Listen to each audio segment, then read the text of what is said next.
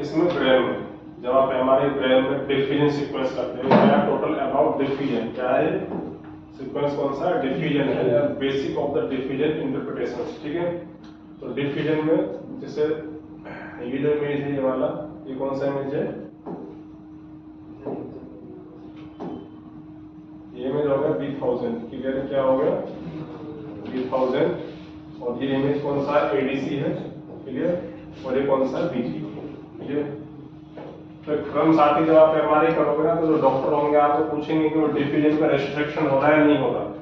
क्या हो रहा है रेस्ट्रिक्शन। तो डिफ्यूजन रेस्ट्रिक्शन का मतलब क्या होता है कि B1000 पर कोई पैथोलॉजी यदि क्या आ रही हाइपर, B1000 पर यदि कोई पैथोलॉजी हाइपर है और एडीसी पे क्या है हाइपो, तो इसका मतलब क्या हो गया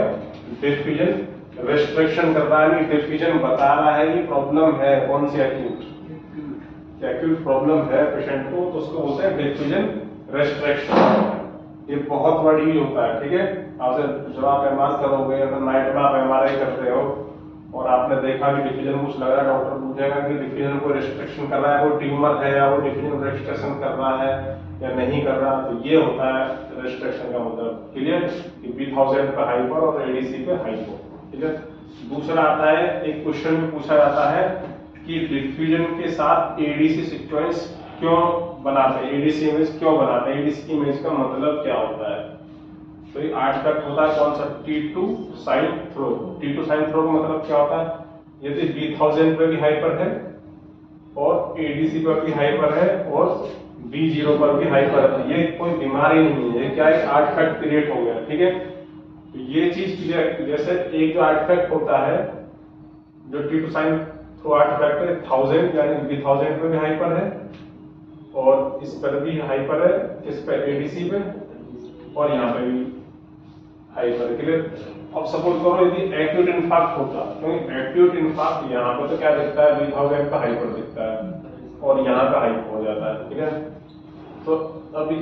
अब हमें कैसे पता करें, सपोज करो यहाँ एक्यूट इन्फार्क्ट है और यहाँ पे क्या है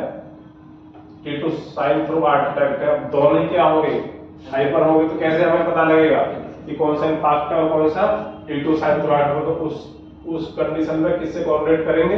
एडीसी से। तो जो एक्यूट इन्फार्क्ट होगा वो एडीसी में क्या हो जाएगा हाइपो, और जो T2 साइन थ्रो आर्टिफैक्ट होगा वो क्या रह जाएगा हाइपर। ऐसे एक आर्टिफैक्ट और होता है जिसको क्या बोलते हैं T2 dark throw. Dark throw का मतलब क्या है, जो B1000 पे भी क्या है हाइपर है वो हाइपो है और एडीसी पे भी क्या है हाइपो या आइसोइंटेंस हो सकता है और B0 पे भी हाइपो या हाइपरइंटेंस हो सकता है। तो इस कंडीशन को बोलते हैं क्या डिफ्यूजन रिस्ट्रिक्शन, यानी कि डिफ्यूजन की इंटरप्रिटेशन, डिफ्यूजन को ऐसे समझते हैं ब्रेन के केस में, क्लियर।